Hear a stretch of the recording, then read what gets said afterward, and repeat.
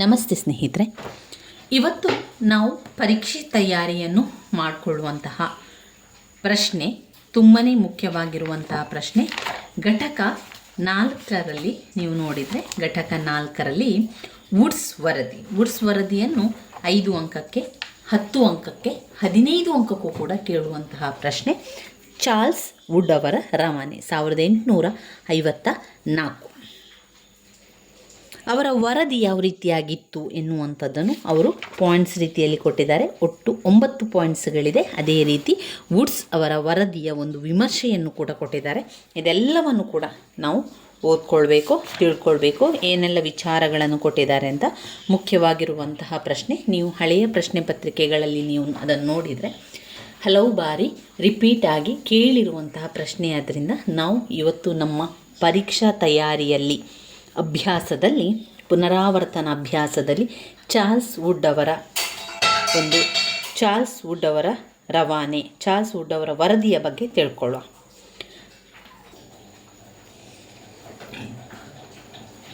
1854ರಲ್ಲಿ ಆಗಿರುವಂಥದ್ದು ಈ ಒಂದು ವರದಿ. 1854ರಲ್ಲಿ ಬೋರ್ಡ್ ಆಫ್ ಕಂಟ್ರೋಲ್ನ ಅಧ್ಯಕ್ಷರಾದ ಸರ್ ಚಾರ್ಲ್ಸ್ ವುಡ್ ರವರು ಭಾರತದ ಶಿಕ್ಷಣದ ಬಗ್ಗೆ ಒಂದು ಜನಪ್ರಿಯ ಅಂಶಗಳನ್ನು ರವಾನೆಯನ್ನು ಮಾಡಿದರು. ಆವಾಗ ಬೋರ್ಡ್ ಆಫ್ ಕಂಟ್ರೋಲ್ನ ಅಧ್ಯಕ್ಷರಾಗಿದ್ದವರು ಈ ಚಾರ್ಲ್ಸ್ ವುಡ್ ಅವರು.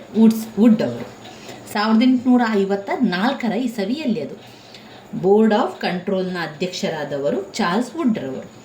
ಭಾರತದ ಶಿಕ್ಷಣದ ಬಗ್ಗೆ ಅವರು ತುಂಬಾ ಆಸಕ್ತಿಯನ್ನು ವಹಿಸಿದ್ರು. ಹಾಗೆ ಭಾರತದ ಶಿಕ್ಷಣದ ಬಗ್ಗೆ ಒಂದು ಜನಪ್ರಿಯ ಅಂಶಗಳನ್ನು ಕೂಡ ರವಾನೆ ಮಾಡ್ತಾರೆ.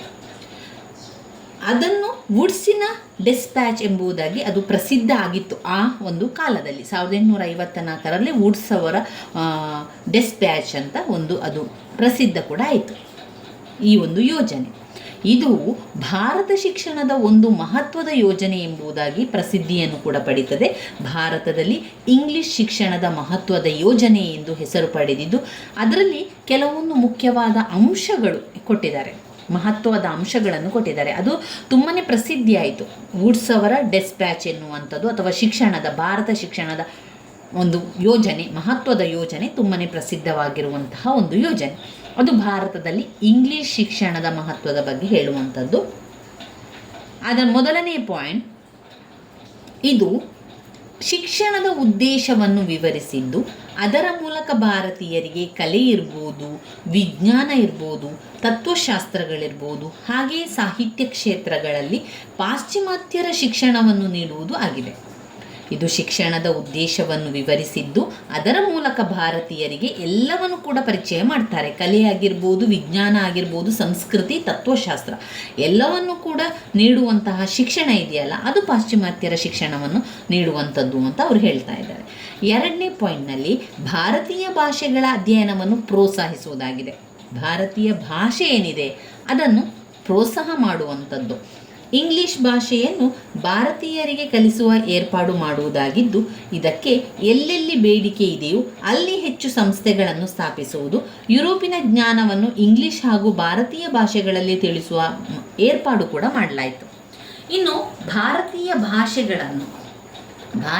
ಭಾಷೆಗಳ ಅಧ್ಯಯನವನ್ನು ಮಾಡಿಸುವುದರ ಜೊತೆಗೆ ಯುರೋಪಿನ ಭಾಷೆಯಾದಂಥ ಇಂಗ್ಲಿಷ್ ಭಾಷೆಯನ್ನು ಭಾರತೀಯ ಶಿಕ್ಷಣದಲ್ಲಿ ತರಬೇಕು ಅಂತ ಅವರು ಮಾಡಿದರು. ಅಷ್ಟೇ ಅಲ್ಲದೆ ಭಾರತೀಯರ ಶಿಕ್ಷಣದಲ್ಲಿ ಇಂಗ್ಲಿಷ್ ಶಿಕ್ಷಣವನ್ನು ಕಡ್ಡಾಯಗೊಳಿಸುವುದರ ಜೊತೆಗೆ ಅಲ್ಲಲ್ಲಿ ಸಂಸ್ಥೆಗಳನ್ನು ಕೂಡ ತೆರೆದರು. ಎಲ್ಲೆಲ್ಲ ಯಾವ ಜಾಗದಲ್ಲಿ ಇಂಗ್ಲೀಷಿಗೆ ತುಂಬಾ ಪ್ರಾಮುಖ್ಯತೆ ಇದೆ ಅಂತ ಅವರು ನೋಡಿಕೊಂಡು ಆಯಾ ಪ್ರದೇಶದಲ್ಲಿ ಇಂಗ್ಲಿಷ್ ಕಲಿಸುವಂತಹ ಸಂಸ್ಥೆಯನ್ನು ಸ್ಥಾಪನೆ ಮಾಡಲಿಕ್ಕೆ ಅವರು ಎಲ್ಲ ರೀತಿಯ ಏರ್ಪಾಡುಗಳನ್ನು ಮಾಡ್ತಾರೆ. ಯಾರು? ವುಡ್ಸ್ ಅವರು. ಯುರೋಪಿನ ಜ್ಞಾನವನ್ನು ಇಂಗ್ಲಿಷ್ ಹಾಗೆಯೇ ಅದನ್ನು ಭಾರತೀಯ ಭಾಷೆಯಲ್ಲಿ ಕೂಡ ಅವರಿಗೆ ತಿಳಿಸುವಂತಹ ಏರ್ಪಾಡನ್ನು ಮಾಡ್ತಾರೆ. ಮೂರನೇ ಪಾಯಿಂಟ್ನಲ್ಲಿ ಭಾರತದಲ್ಲಿ ವಿಶ್ವವಿದ್ಯಾನಿಲಯಗಳನ್ನು ಸ್ಥಾಪಿಸಲು ಕಾಲ ಬಂದಿದೆ. ಇವುಗಳನ್ನು ಲಂಡನ್ ವಿಶ್ವವಿದ್ಯಾನಿಲಯಗಳ ಮಾದರಿಯಲ್ಲಿ ಸ್ಥಾಪಿಸಬೇಕು. ಇವುಗಳು ಕೇವಲ ಪರೀಕ್ಷೆಗಳನ್ನು ನಡೆಸುವ ಕೇಂದ್ರಗಳಾಗಬೇಕು. ಒಂದೊಂದು ವಿಶ್ವವಿದ್ಯಾನಿಲಯಕ್ಕೂ ಒಬ್ಬರು ಕುಲಪತಿ, ಸೆನೆಟ್ ಸಭೆ ಇರಬೇಕು. ಎಲ್ಲ ಶಿಕ್ಷಣದ ವಿಷಯಗಳ ವಿಭಾಗಗಳಿಗೆ ಪ್ರಾಧ್ಯಾಪಕರನ್ನು ನೇಮಿಸಬೇಕು. ಉದಾಹರಣೆಗೆ ಕಾನೂನು ಶಿಕ್ಷಣಕ್ಕೆ ಕಾನೂನು ಅಧ್ಯಾಪಕರು, ಅರ್ಥಶಾಸ್ತ್ರಕ್ಕೆ ಅರ್ಥಶಾಸ್ತ್ರ ಅಧ್ಯಾಪಕರು, ಇತಿಹಾಸದ ವಿಷಯಕ್ಕೆ ಇತಿಹಾಸದ ಅಧ್ಯಾಪಕರು. ಈ ರೀತಿ ಕಲ್ಕತ್ತಾ ಹಾಗೂ ಬಾಂಬೆ ವಿಶ್ವವಿದ್ಯಾನಿಲಯಗಳು ಮೊದಲ ವಿಶ್ವವಿದ್ಯಾನಿಲಯಗಳಾಗಿ ಸ್ಥಾಪಿಸಬೇಕು. ಮದ್ರಾಸ್ನಲ್ಲಿ ಮತ್ತೊಂದು ವಿಶ್ವವಿದ್ಯಾನಿಲಯ ಸ್ಥಾಪಿಸಬೇಕು. ಇದಲ್ಲದೆ ಎಲ್ಲೆಲ್ಲಿ ವಿದ್ಯಾರ್ಥಿಗಳ ಸಂಖ್ಯೆ ಹೆಚ್ಚಿದೆಯೋ ಅಲ್ಲಿ ಪದವಿ ಕಾಲೇಜುಗಳನ್ನು ಸ್ಥಾಪಿಸಬೇಕು.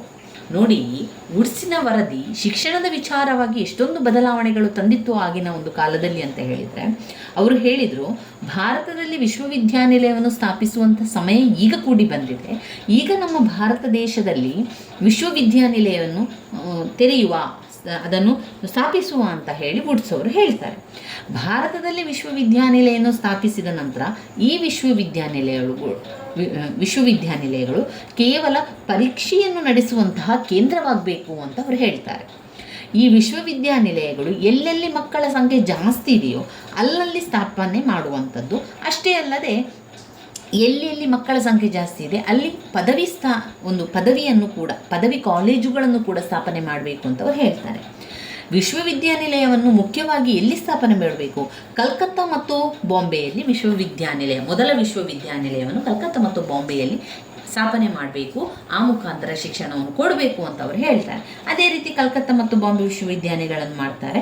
ಅಲ್ಲದೆ ಮದ್ರಾಸ್ನಲ್ಲಿ ಮತ್ತೊಂದು ವಿಶ್ವವಿದ್ಯಾನಿಲಯವನ್ನು ಸ್ಥಾಪನೆಯನ್ನು ಮಾಡ್ತಾರೆ. ಎಲ್ಲೆಲ್ಲಿ ವಿದ್ಯಾರ್ಥಿಗಳ ಸಂಖ್ಯೆ ಹೆಚ್ಚಿದೆ ಅಲ್ಲಿ ಪದವಿ ಕಾಲೇಜುಗಳನ್ನು ಸ್ಥಾಪಿಸಬೇಕು ಅಂತ ಅವ್ರು ಹೇಳ್ತಾರೆ. ಪ್ರತಿ ಒಂದು ವಿಶ್ವವಿದ್ಯಾನಿಲಯಕ್ಕೂ ಕೂಡ ಒಬ್ಬ ಕುಲಪತಿ ಇರಬೇಕು, ಹಾಗೆ ಒಂದು ಸೆನೆಟ್ ಕೂಡ ಇರಬೇಕು ಅಂತ ಅವರ ಒಂದು ವಿಚಾರ. ಪ್ರತಿಯೊಂದು ವಿಶ್ವವಿದ್ಯಾನಿಲಯಕ್ಕೂ ಕೂಡ ಒಬ್ಬರು ಕುಲಪತಿ ಮತ್ತು ಸೆನೆಟ್ ಸಭೆ ಇರಬೇಕು ಎನ್ನುವಂಥದ್ದು. ಅಷ್ಟೇ ಅಲ್ಲದೆ ಈ ಒಂದು ಶಿಕ್ಷಣದ ವಿಷಯವಾಗಿ ಪ್ರತಿಯೊಂದು ವಿಷಯಕ್ಕೂ ಕೂಡ ಅಧ್ಯಾಪಕರನ್ನು ನೇಮಿಸಬೇಕು. ಈಗ ಇತಿಹಾಸಕ್ಕೆ ಇತಿಹಾಸ ಅಧ್ಯಾಪಕರು, ಅರ್ಥಶಾಸ್ತ್ರಕ್ಕೆ ಅರ್ಥಶಾಸ್ತ್ರದ ಅಧ್ಯಾಪಕರು, ಕಾನೂನು ಶಿಕ್ಷಣಕ್ಕೆ ಕಾನೂನು ಅಧ್ಯಾಪಕರು, ಈ ರೀತಿಯಾಗಿ ನೇಮಕ ಮಾಡಬೇಕು ಅಂತ ಅವರು ಅದನ್ನು ಮಾಡ್ತಾರೆ. 4ನೇ ಪಾಯಿಂಟ್ನಲ್ಲಿ ಅಧ್ಯಾಪಕರನ್ನು ತರಬೇತಿಗೊಳಿಸುವ ವಿದ್ಯಾಸಂಸ್ಥೆಗಳಿರಬೇಕು. ಈಗ ವಿದ್ಯಾರ್ಥಿಗಳಿಗಾಗಿ ನಾವು ಕಾಲೇಜುಗಳನ್ನು ಸ್ಥಾಪನೆ ಮಾಡುವಂಥದ್ದು, ಶಾಲಾ ಕಾಲೇಜುಗಳನ್ನು ಮಾಡುವಂಥದ್ದು, ಇದೆಲ್ಲ ಇದ್ದೇ ಇರುವಂಥದ್ದು. ಅಷ್ಟೇ ಅಲ್ಲದೆ ಅಧ್ಯಾಪಕರಿಗೆ ತರಬೇತಿಯನ್ನು ಕೊಡಲಿಕ್ಕೂ ಕೂಡ ಒಂದು ಸಂಸ್ಥೆಯನ್ನು ತೆರಿಬೇಕು ಅಂತ ಅವರು ಹೇಳುವಂಥದ್ದು. ಅಧ್ಯಾಪಕರಿಗೂ ಕೂಡ ಕೆಲವೊಂದು ತರಬೇತಿಗಳ ಅವಶ್ಯಕತೆ ಇದೆ. ಈ ತರಬೇತಿಗಳಾಗಬೇಕು ಅಂತ ಹೇಳಿ ಆದರೆ ಅಧ್ಯಾಪಕರಿಗೆ ತರಬೇತಿ ಮಾಡಬೇಕು ಅಂತ ಆದರೆ ವಿಶ್ವವಿದ್ಯಾನಿಲಯಗಳ ರೀತಿಯಲ್ಲಿ ಒಂದು ವಿದ್ಯಾಸಂಸ್ಥೆ ಇರಬೇಕು ಎನ್ನುವಂಥದ್ದು. ಪಾಯಿಂಟ್ ನಂಬರ್ 5, ಸರ್ಕಾರಿ ಕಾಲೇಜುಗಳು ಹಾಗೂ ಶಾಲೆಗಳ ಸಂಖ್ಯೆಯನ್ನು ಹೆಚ್ಚಿಸಬೇಕು. ಶಾಲೆಗಳು ಕಾಲೇಜುಗಳು ಪದವಿಗಳ ಸಂಖ್ಯೆ ಹೆಚ್ಚು ಮಾಡ್ತಾನೆ ಹೋಗಬೇಕು. ಮಾಧ್ಯಮಿಕ ಶಾಲೆಗಳನ್ನು ಸಹ ಹೆಚ್ಚಾಗಿ ಅಸ್ತಿತ್ವಕ್ಕೆ ತರಬೇಕು. ಇವುಗಳ ಜೊತೆಗೆ ಪ್ರಾಥಮಿಕ ಶಿಕ್ಷಣಕ್ಕೆ ಕೂಡ ಹೆಚ್ಚಿನ ಗಮನವನ್ನು ಕೊಡಬೇಕು ಅಂತ ಅವರ ಒಂದು ವರದಿಯಲ್ಲಿ ಬರೆದಿತ್ತು. ಇನ್ನು 6ನೇ ಪಾಯಿಂಟ್ನಲ್ಲಿ ಖಾಸಗಿಯಾಗಿ ಸ್ಥಾಪನೆಯಾಗುವ ಶೈಕ್ಷಣಿಕ ಸಂಸ್ಥೆಗಳಿಗೆ ಧನ ಸಹಾಯವನ್ನು ನೀಡುವ ಏರ್ಪಾಡಾಗಬೇಕು. ಈ ಧನ ಸಹಾಯವನ್ನು ನೀಡುವಾಗ ತಟಸ್ಥ ಧಾರ್ಮಿಕ ತತ್ವಗಳನ್ನು ಅಳವಡಿಸಿಕೊಳ್ಳಬೇಕು. ವುಡ್ಸ್ ಅವರ ಪ್ರಕಾರ ಅನೇಕ ಶಾಲಾ ಕಾಲೇಜುಗಳನ್ನು ಸ್ಥಾಪಿಸಬೇಕು, ಪ್ರಾಥಮಿಕ ವಿದ್ಯಾಸಂಸ್ಥೆಗಳನ್ನು ಉತ್ತಮಪಡಿಸಬೇಕು, ಶಾಲಾ ಕಾಲೇಜುಗಳನ್ನು ಹೆಚ್ಚು ತೆರಿಬೇಕು. ಸರಿ, ಇಷ್ಟೆಲ್ಲ ಆದ ನಂತರ ಈ ವುಡ್ಸ್ ಅವರ ಪ್ರಕಾರ ಒಂದು ಖಾಸಗಿಯಾಗಿ ಯಾರಾದರೂ ಒಂದು ಶಿಕ್ಷಣಕ್ಕೋಸ್ಕರ ಸಂಸ್ಥೆಯನ್ನು ಆರಂಭ ಮಾಡಿದರೆ ನಾವೇನು ಮಾಡಬೇಕು? ಅವರಿಗೆ ಸಹಾಯ ಮಾಡಬೇಕು, ಅವರಿಗೆ ಹಣದ ಸಹಾಯವನ್ನು ಕೊಡಬೇಕು, ಅವರಿಗೆ ಧನ ಸಹಾಯವನ್ನು ನೀಡುವಂಥ ಏರ್ಪಾಡನ್ನು ನಾವು ಮಾಡಬೇಕು. ಯಾಕಂದರೆ ಅವರು ಒಳ್ಳೆ ಕೆಲಸಗಳನ್ನು ಮಾಡ್ತಾ ಇದ್ದಾರೆ, ಶೈಕ್ಷಣಿಕ ಸಂಸ್ಥೆಗಳನ್ನು ಸ್ಥಾಪನೆ ಮಾಡ್ತಾ ಇದ್ದಾರೆ ಅಂತ ಆದರೆ ಅಲ್ಲಿರುವಂಥ ಅಧ್ಯಾಪಕರಿಗೆ ಸಂಬಳವನ್ನು ಕೂಡ ಕೊಡಬೇಕಾಗ್ತದೆ. ಅಂಥ ಸಂದರ್ಭದಲ್ಲಿ ಅವರಿಗೆ ಅಲ್ಲಿ ಧನದ ಅವಶ್ಯಕತೆ ಇರ್ತದೆ. ಅದರಿಂದ ವುಡ್ಸ್ ಅವರ ಪ್ರಕಾರ ಧನ ಸಹಾಯವನ್ನು ನೀಡುವಂಥ ಏರ್ಪಾಡು ಕೂಡ ಮಾಡಬೇಕು ಅಂತ ಹೇಳುವಂಥ ವಿಚಾರಗಳನ್ನು ನಾವು ಇದರಲ್ಲಿ ಕಾಣ್ಬೋದು.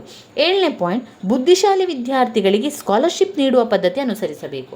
ಅಷ್ಟೇ ಅಲ್ಲದೆ ವುಡ್ಸ್ ತನ್ನ ವರದಿಯಲ್ಲಿ ಹೇಳಿದ್ದಾನೆ, ಸ್ಕಾಲರ್ಶಿಪ್ ಎನ್ನುವಂತಹ ಯೋಜನೆಯನ್ನು ಕೂಡ ತರಬೇಕು. ಯಾಕೆ ಸ್ಕಾಲರ್ಶಿಪ್ ಯೋಜನೆ ತರಬೇಕು ಅಂತ ಹೇಳಿದರೆ, ವಿದ್ಯಾಭ್ಯಾಸವನ್ನು ಮಾಡಲಿಕ್ಕೆ ಕಷ್ಟ ಆಗ್ತಾ ಇರುವಂಥ ವಿದ್ಯಾರ್ಥಿಗಳಿಗೆ ಅಥವಾ ಹಣವನ್ನು ಕಟ್ಟಲಿಕ್ಕೆ ಸಾಧ್ಯ ಆಗ್ತಾ ಇಲ್ಲ ಎನ್ನುವಂಥ ವಿದ್ಯಾರ್ಥಿಗಳಿಗೆ ಬುದ್ಧಿಶಾಲಿಯಾಗಿರಬೇಕು. ಅವರು ಆ ಬುದ್ಧಿಶಾಲಿಯಾದಂಥ ವಿದ್ಯಾರ್ಥಿಗಳಿಗೆ ಸ್ಕಾಲರ್ಶಿಪ್ ಬರುವ ರೀತಿಯಲ್ಲಿ ಮಾಡಬೇಕು. ಯಾಕಂದರೆ ಮುಂದಿನ ವಿದ್ಯಾಭ್ಯಾಸಕ್ಕೆ ಅವರು ಮುಂದಿನ ಒಂದು ಪದವಿಯನ್ನು ಪಡಿಬೇಕು ಅಥವಾ ಇನ್ಯಾವುದೇ ವಿದ್ಯಾಭ್ಯಾಸವನ್ನು ಅವರು ಕಲಿಬೇಕು ಅಂತಾದರೆ ಅವರಿಗೆ ಹಣ ಇಲ್ಲ ಎನ್ನುವ ಕಾರಣದಿಂದಾಗಿ ವಿದ್ಯಾಭ್ಯಾಸ ಕುಂಠಿತವಾಗಬಾರ್ದು, ಅವರಿಗೆ ಕೂಡ ಶಿಕ್ಷಣ ದೊರೆಯಬೇಕು ಎನ್ನುವ ಕಾರಣದಿಂದಾಗಿ ಅವರಿಗೆ ಸ್ಕಾಲರ್ಶಿಪ್ ಕೊಡುವಂಥದ್ದು, ತಿಂಗಳಿಗೆ ಇಂತಿಷ್ಟು ಹಣವನ್ನು ಅವರ ವಿದ್ಯಾಭ್ಯಾಸದ ಖರ್ಚಿಗಾಗಿ ಕಳಿಸುವಂಥದ್ದೇ ಸ್ಕಾಲರ್ಶಿಪ್ ಆಗಿರುವಂಥದ್ದು.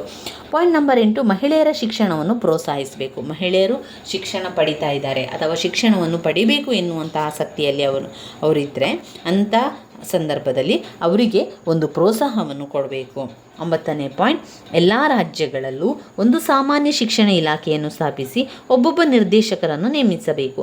ಈತನಿಗೆ ಶಾಲಾ ಇನ್ಸ್ಪೆಕ್ಟರ್ ಮತ್ತು ಡೆಪ್ಯೂಟಿ ಇನ್ಸ್ಪೆಕ್ಟರ್ಗಳು ಸಹಾಯಕರಾಗಿ ಕಾರ್ಯನಿರ್ವಹಿಸಬೇಕು. ಎಲ್ಲ ರಾಜ್ಯಗಳಲ್ಲಿ ಒಂದು ಶಿಕ್ಷಣದ ಇಲಾಖೆಯನ್ನು ಸ್ಥಾಪಿಸಿ ಒಬ್ಬೊಬ್ಬ ನಿರ್ದೇಶಕರು ಕೂಡ ಇರಬೇಕು. ಮದ್ರಾಸ್ ಹಾಗೂ ಬಾಂಬೆಯಲ್ಲಿ ವಿಶ್ವವಿದ್ಯಾನಿಲಯಗಳನ್ನು ಸ್ಥಾಪಿಸಲಾಯಿತು. ಪಂಜಾಬ್ ಮತ್ತು ಆಗ್ರಾದಲ್ಲಿ 1886-87ರಲ್ಲಿ ವಿಶ್ವವಿದ್ಯಾಲಯಗಳನ್ನು ಪ್ರತ್ಯೇಕವಾಗಿ ಸ್ಥಾಪಿಸಿದರು. ಎಲ್ಲ ರಾಜ್ಯಗಳಲ್ಲಿ ಏನು ಮಾಡಬೇಕು ಅಂತ ಹೇಳಿದರು, ಶಿಕ್ಷಣ ಇಲಾಖೆಯನ್ನು ಸ್ಥಾಪನೆ ಮಾಡಬೇಕು. ಅಷ್ಟೇ ಅಲ್ಲದೆ ಅದಕ್ಕೆ ನಿರ್ದೇಶಕರನ್ನು ಕೂಡ ನೇಮಕ ಮಾಡಬೇಕು. ಪೊಲೀಸ್ ಇಲಾಖೆಗಳು, ಇನ್ಸ್ಪೆಕ್ಟರ್ಗಳು, ಶಾಲಾ ಇನ್ಸ್ಪೆಕ್ಟರ್ಗಳು, ಡೆಪ್ಯೂಟಿ ಇನ್ಸ್ಪೆಕ್ಟರ್ಗಳು ಸಹಾಯಕಾರದೊಂದಿಗೆ ಅವರಿಗೆ ಕಾರ್ಯವನ್ನು ನಿರ್ವಹಿಸಬೇಕು ಎನ್ನುವಂಥದ್ದು.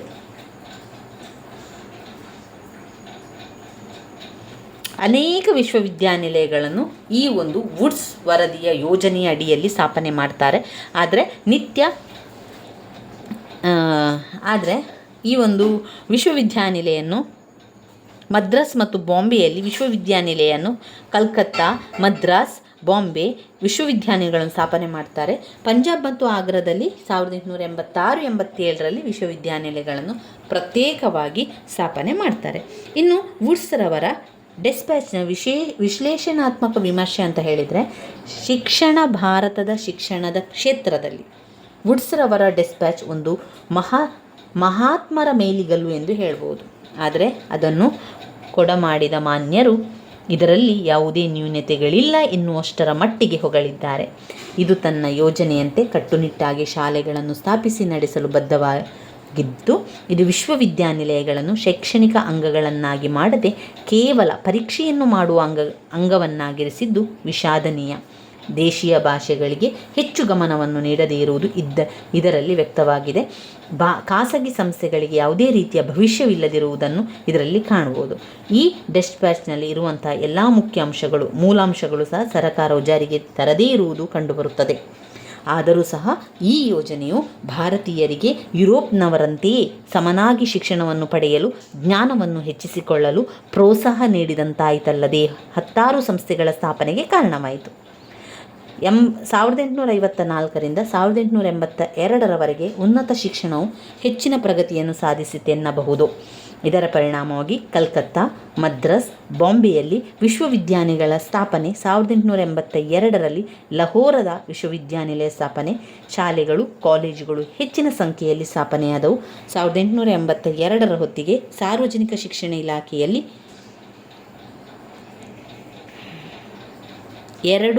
4.1 ಮಿಲಿಯನ್ ವಿದ್ಯಾರ್ಥಿಗಳು ಶಿಕ್ಷಣ ಪಡೆಯುವಂತಾಯಿತು.